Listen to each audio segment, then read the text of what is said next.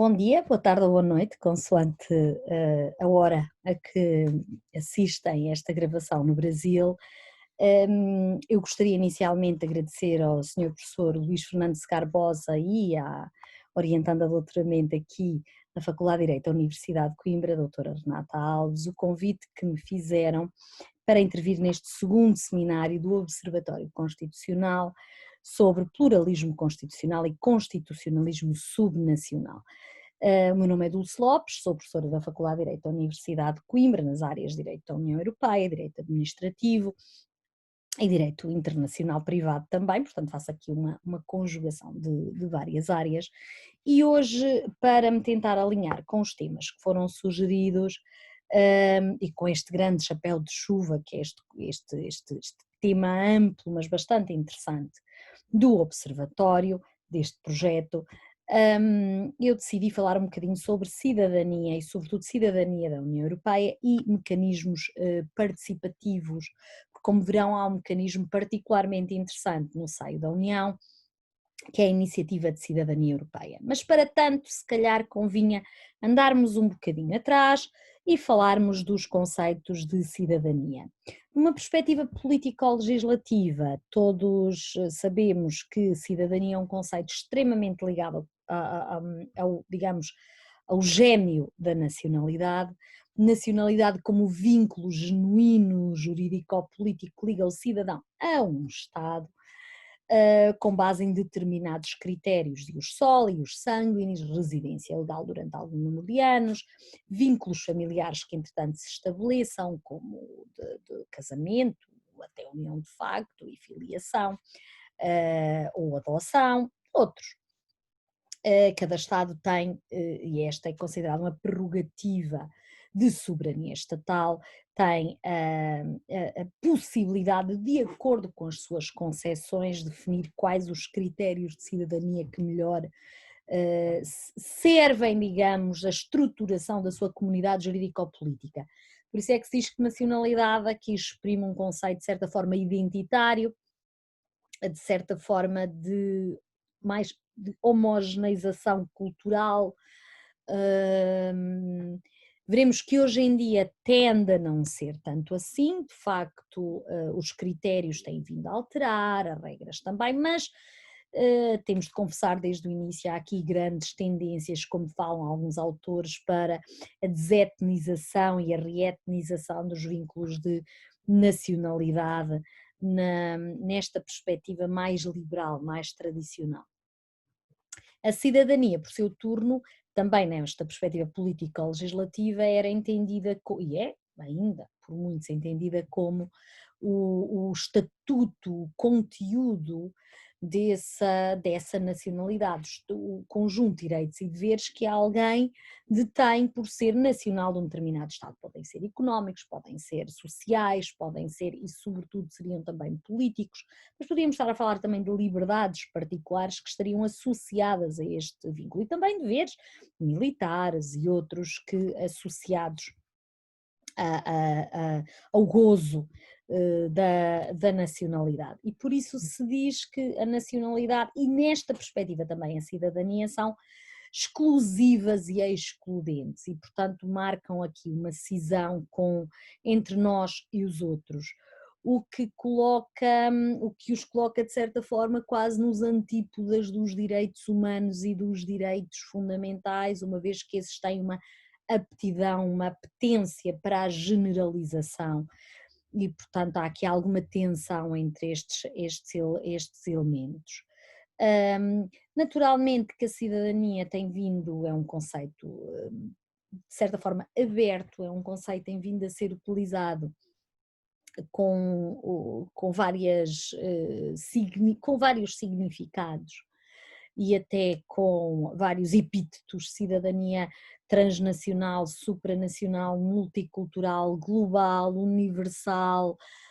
multinível. Portanto, o conceito de cidadania, ao contrário digamos, do seu gêmeo da nacionalidade, acaba por se desprender, porque tem mais a ver com o estatuto em si, acaba por se desprender do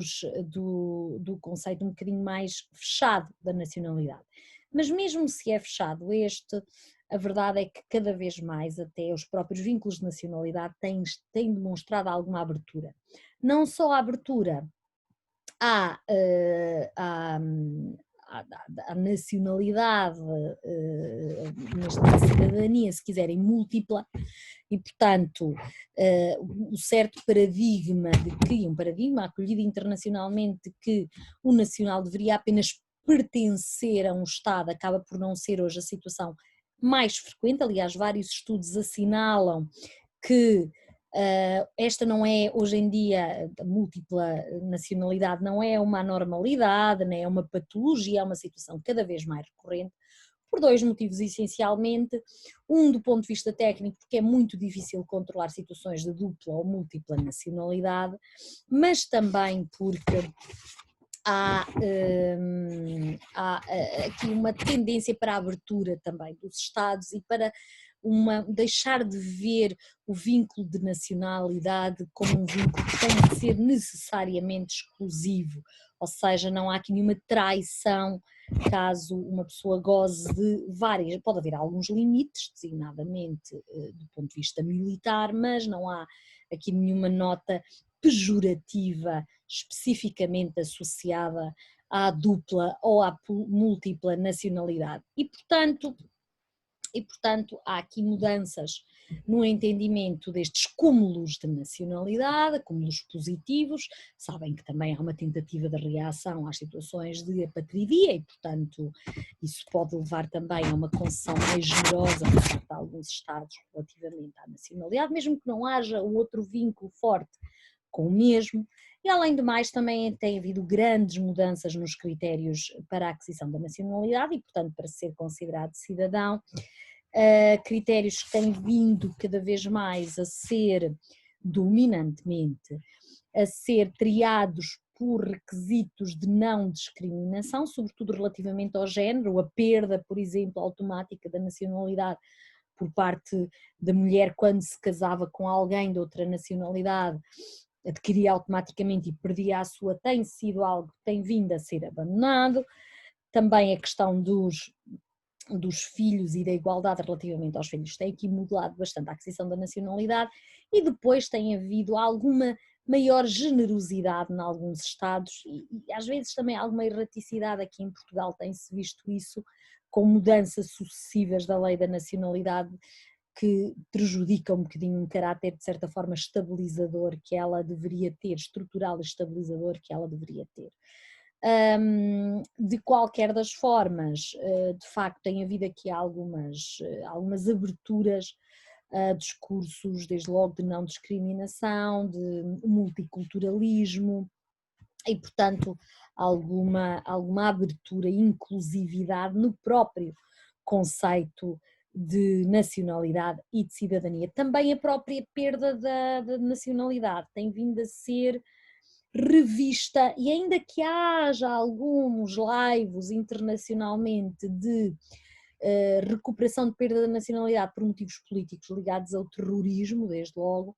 em bom rigor, outras situações de perda da nacionalidade, quase como a capitis deminutio, têm vindo a ser colocadas de parte. Em Portugal e em Espanha, uma questão que também é debatida, Espanha até porque a legislação era transitória, e em Portugal porque agora se quis limitar as condições de atribuição de nacionalidade aos judeus sefarditas, por uma questão quase de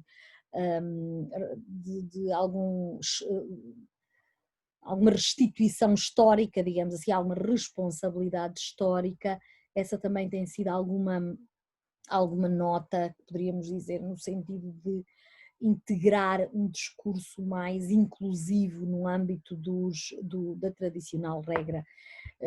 das tradicionais regras de nacionalidade e aquisição de cidadania estatal. Certo que estou a falar de movimentos em alguns estados, mas se estiveram atentos nos últimos tempos, tem havido aqui um conjunto de discussões a propósito da alteração recente da legislação da nacionalidade na Índia, que tem sido grandemente criticada por assentar em pressupostos discriminatórios relativamente a algumas religiões, sobretudo a muçulmana. Não só os critérios de atribuição de nacionalidade, como os critérios de documentação exigidos para o registro são, assim parece, porque de facto discriminatórios, porque irão afetar adversamente um conjunto amplo de pessoas que são de religião muçulmana e, portanto, tem sido, digamos, um volte-face, ou aqui uma questão que parece estar, como disse há pouco, em contraciclo com aquilo que se tem notado no plano internacional. Também só para vos dar nota, e não é nada inovador aquilo que irei dizer, que o próprio conceito de cidadania, pelo menos cidadania estatal, tem vindo a ser contestada. Normalmente não como a cidadania que deva desaparecer, mas sim como uma cidadania que tem de ser complementada por outros conceitos de cidadania, como vos disse, de teor ainda mais inclusivo e participativo. E aqui, de facto, um conceito liberal de cidadania tem vindo a ser criticado como não enquadrando um conjunto de outros fenómenos e ligações a comunidades políticas não estatais, que podem, de facto, justificar plurais de cidadania. E aqui podemos falar, este é o tema do Observatório, de comunidades subnacionais, podemos estar a falar até, que eu acho que é uma questão muito subdesenvolvida, a questão das subnacionalidades em Estados federais, como o Brasil, os Estados Unidos e outros,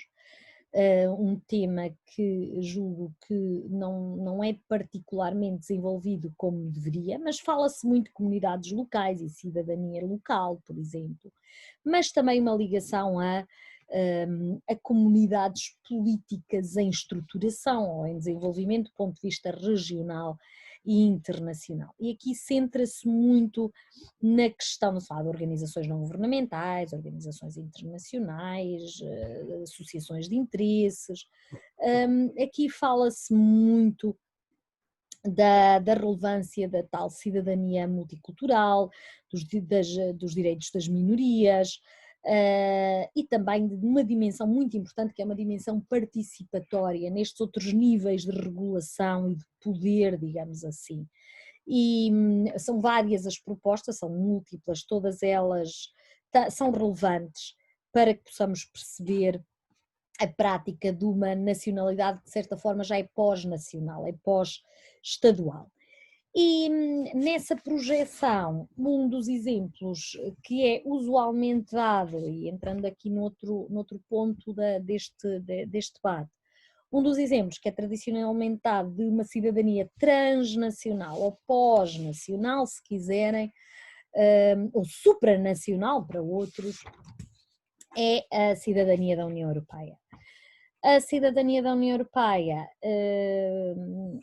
uma criação de facto até ao momento única. Única porquê? Porque tem de ser, tem claramente um laivo político-legislativo, portanto uma inscrição político-legislativa, não estamos só a debater conceitos amplos, digamos, mais sociológicos de cidadania, estamos a falar de uma figura jurídica, de um instrumento jurídico que de facto concede um conjunto de direitos, e direitos que são lidos de uma maneira até bastante generosa pelo Tribunal de Justiça da União Europeia, em algumas dimensões, e de uma maneira dinâmica, portanto é um estatuto que não fica imóvel, um estatuto que pode gerar novas virtualidades para além dos direitos inscritos no Tratado de Funcionamento da União Europeia. E portanto, de facto, há aqui a cidadania da União como também um estatuto, uma ligação, uma pertença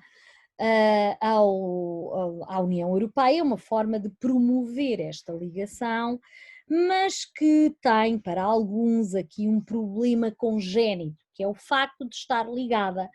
apenas à nacionalidade dos Estados-membros, ou seja, é cidadão da União quem for nacional de um dos Estados-membros e, como sabemos,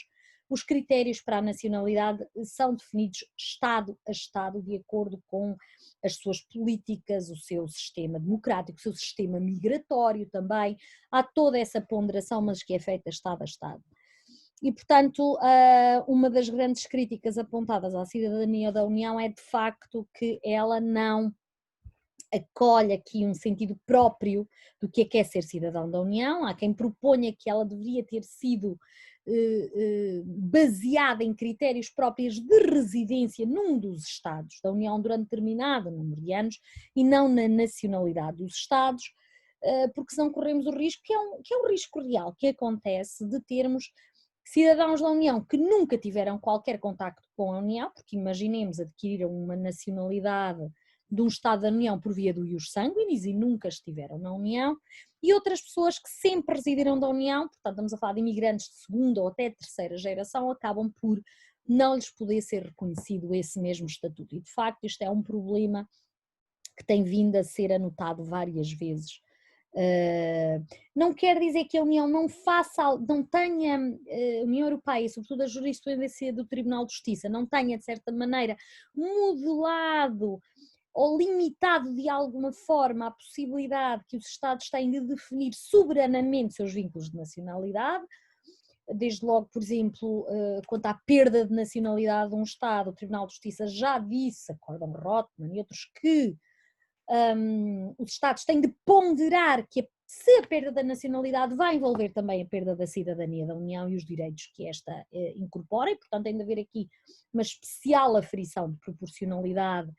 entre o que se ganha e o que se perde com uma decisão tão importante desta natureza, mas de qualquer das formas os Estados continuam a ser as sedes próprias para a definição destes mesmos vínculos e portanto a cidadania da União sobrepõe-se à nacionalidade, dá mais direitos, mas de certa maneira é só aos nacionais dos Estados. Claro que não quero também ser dramática, de facto a União tem aqui políticas de alguma forma, para além das políticas dos Estados migratórias, e por exemplo no Estado português é uma política de grande equiparação, tem políticas também para residentes, sobretudo residentes de longa duração, para o reagrupamento familiar e, portanto, não estamos a falar de situações de insensibilidade total, se quisermos, quando estamos a falar de migração legal. A migração ilegal é outra questão em que de facto todos estamos bastante preocupados com ela e se calhar a União não tem feito o suficiente por também alguma falta de solidariedade de base, mas a questão aqui é, portanto, a de que há determinado tipo de direitos que estão reservados para os cidadãos da União e estes são os cidadãos da União. E dentre vários direitos de circulação, de petição, de eleger no estado de residência, seja para o Parlamento Europeu, seja para as eleições locais no estado de residência, não se alarga mais do que isto, e outros. Foi incluído recentemente, já há alguns anos, e já está em funcionamento, um mecanismo que é o da Iniciativa de Cidadania Europeia. É um mecanismo que visa promover a participação dos cidadãos, cidadãos de novo aqui em sentido legal, tratadístico se quisermos, promover a participação de cidadãos no modus operandi da União Europeia, diretamente, portanto se forem o artigo 10º e 11º do Tratado da União Europeia, surge esta estruturação da União em princípios de democracia e também em princípios de democracia participativa, pelo menos é o que se pretende, e um dos mecanismos que se entendeu que poderia ser promover essa mesma participação seria esta Iniciativa de Cidadania Europeia, que está regulado. Aliás, foi objeto de alguma alteração recente, precisamente para tentar resolver e colocar para trás alguns problemas que tinham sido identificados, e a ideia é que se pretende com este mecanismo é que de facto haja aqui possibilidade de pelo menos 1 milhão de cidadãos dos Estados-membros, de um número razoável de Estados-membros, 7 pelo menos, para que haja uma partilha em comum de ideais, de valores e de propostas, possam apresentar à Comissão Europeia iniciativas que a Comissão Europeia ponderará, porque ela tem praticamente o monopólio do direito de iniciativa no seio da União, portanto ponderará e poderá, a partir dessas, digamos, dessas propostas que lhe vêm dos cidadãos, estabelecer um conjunto de medidas que vão ao encontro daquilo que lhe é pedido.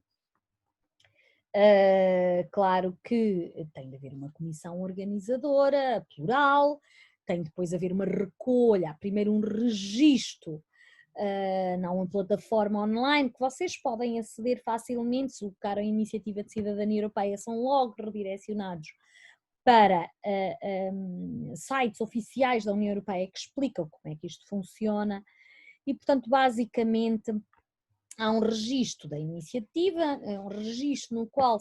Comissão já controla se a iniciativa está dentro das suas competências em termos de órgão e dentro das próprias atribuições da União, e se não é uma iniciativa vexatória, puramente, digamos, pronto, se quisermos, vou dizer outra vez, vexatória, não é? Uma que queira realmente apenas indignar e não propor algo que seja minimamente uma proposta positiva, digamos assim, nos termos de evolução do direito da União. Depois desse registro há uma coleção de manifestações de adesão por parte dos cidadãos, depois isto é controlado e no final uma novidade é que há uma participação do Parlamento Europeu que pode de certa maneira querer associar-se ou dar sua perspectiva sobre as iniciativas de cidadania que sejam apresentadas e também, e depois sim a Comissão terá um prazo para propor, consoante também reuniões que tenha tido com os organizadores, propostas que acho que são propostas adequadas e que vão ao encontro daquilo que é pretendido e também que se cinjam às competências que a Comissão tem, às atribuições que a União tem naquela matéria. Portanto, virtualmente, em termos abstratos, é um instrumento bastante interessante. Parece hoje, depois destas alterações agora 2019, que entraram em vigor no início deste ano, parece mais fácil e mais de promover e mais aberto, porque tem em conta aqui também, de certa forma, com a participação mais direta do Parlamento Europeu, e de facto tentou-se aqui de alguma medida obrigar a Comissão a trabalhar de uma maneira mais precisa, mais concreta nestas mesmas matérias e de facto fazer uma análise mais exigente num sentido exigente para si mesma das propostas que lhe são apresentadas e não as descartar e não as colocar de lado, até porque a própria atuação da Comissão Europeia nesta matéria tem sido objeto de controlo por parte do Tribunal de Justiça da União e que muitas das vezes não se tem revisto no nível de fundamentação apresentado pela Comissão em determinados casos. As propostas são de várias ordens, se forem ver, há propostas muito relacionadas, por exemplo, com o meio ambiente, há propostas relacionadas com direito a serviços essenciais, há propostas relacionadas, por exemplo, com patentes, com desequilíbrios regionais. As propostas são plurais. Como vos disse, o trabalho da Comissão até ao momento tem sido um pouco criticado por a Comissão ser bastante restritiva na apreciação e no seguimento a dar estas propostas. Basicamente, os proponentes apresentam algo e a Comissão dá uma resposta bastante ao lado daquilo que é pretendido. Eu estou-me a lembrar da primeira que chegou ao fim, que é Right to Water, a direito à água, em que as propostas da Comissão deixam bastante a desejar. O que se queria era que se estabelecesse um estatuto, digamos, comum, de bem comum da água, que se amenizasse a questão dela ser individualmente apropriada ou ser um bem privado, e as propostas da Comissão apenas se restringiram a questões que tinham a ver com a qualidade da água, que é algo em que a União já tem vindo a trabalhar há bastantes anos e, portanto, não foram propriamente, se calhar não poderiam ter sido muito melhores, digamos assim, mas não foram propriamente a um encontro daquilo que era pretendido e, portanto, eu julgo que foram até bastante ao lado. Portanto, a questão é esta, de facto a União tem estabelecido mecanismos interessantes, uma cidadania não da União foi um grande passo, como disse, de certa forma criticado por ser um passo tímido, no que se refere à autonomização, digamos, de um critério de cidadania da União face à nacionalidade dos Estados-membros. Não obstante, tem sido uma sede de direitos, sobretudo, uma das críticas é que tem poucos deveres associados, não se percebe claramente quais são, mas um conjunto de direitos associados que são exclusivos em princípio para os cidadãos da União, ainda que haja alguns mecanismos em que há uma extensão desse direito, por exemplo, o direito de petição, o direito de ter acesso a qualquer instituição, órgão ou organismo, por exemplo, ao provedor de justiça da União, isso é alargado a qualquer pessoa que tenha esse mesmo, que entre em contacto com a União e, portanto, administrativamente, isto agora é quase um direito de boa administração relativamente a qualquer administrado, mas há outros direitos que não, os direitos políticos, os direitos de circulação ainda dominantemente e também este mecanismo participatório. Este mecanismo participatório é claramente limitado aos cidadãos da União. Podemos questionar, e eu questiono, acho que não faria mal nenhum ao mundo que fosse um mecanismo participatório mais global e que os critérios aqui fossem outros, eventualmente aí teríamos de o desligar mais do conceito de cidadania, ou pelo menos estender, como tem sido feito relativamente a outros instrumentos, como os de petição e outros que já expus, estender também, por exemplo, a residentes na União durante um número mínimo de anos, portanto não ficar só limitado aos cidadãos. O único problema que isto poderia ser é como tem de haver um controlo de identidade e de, neste caso, cidadania, de nacionalidade, isto poderia complicar um bocadinho o processo, mas eu acho que o que se complicaria o processo ganhar-se-ia em maior abertura, maior inclusividade, maior multiculturalidade e se calhar propostas mais interessantes que pudessem aliar não só os interesses dos cidadãos, mas também os interesses nacionais de países terceiros que têm uma ligação clara com a União Europeia. E aqui sim poder-se premiar também este conceito de cidadania da União Europeia por os conceitos de cidadania mais amplos e mais ricos que hoje surgem na academia e internacionalmente acabam por ser bastante divulgados e ter grande adesão da parte até de juristas, porque se percebe que os motes da inclusividade, do multiculturalismo, da não discriminação, julgo eu que são essenciais em qualquer exercício, mesmo exercícios que têm a ver com esta dimensão estruturante que é a da cidadania estadual e neste caso claramente também da União Europeia. Pronto, eu julgo que já ultrapassei o meu tempo, agradeço a todos a atenção e naturalmente colocar-me-ei à disposição para quaisquer questões que tenham através do meu e-mail que está disponível online, basta ir à página da Faculdade de Direito da Universidade de Coimbra e encontrá-lo lá disponível e portanto naturalmente terei todo o gosto que entrei em contacto. Muito obrigada, obrigado de novo pelo convite e um resto de um bom dia, boa tarde ou boa noite, consoante o caso. Obrigada.